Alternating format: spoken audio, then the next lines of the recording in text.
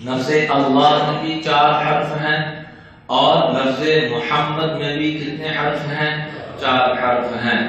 عام طور پر کسی کے نام سے ایک لفظ نکال دے تو ترجمہ ختم ہو جاتا ہے۔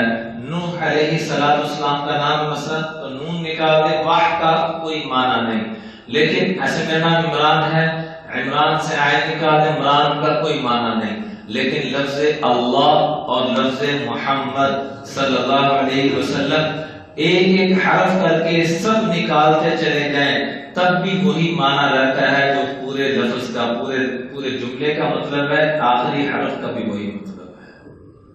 اللہ لا الہ الا ہو، للہ ما فی السماوات و ما فی الارض، لہو ما فی السماوات و ما فی الارض، اللہ لا الہ الا ہو، یہ ہو میں آگے آخری ایک حرف رہ گیا، پھر بھی وہی معنی۔ محمد صلی اللہ علیہ وسلم کا بھی وہی معنی، حمد لے آئے وہی معنی، مد لے آئے کھینچنے والا، کس طرح دوزخ سے نکال کر جنت میں لے کے جانے والا، خالی دال لے آئے دلالت کرنے والا، رہنمائی کرنے والا اللہ کی طرف، جنت کی طرف۔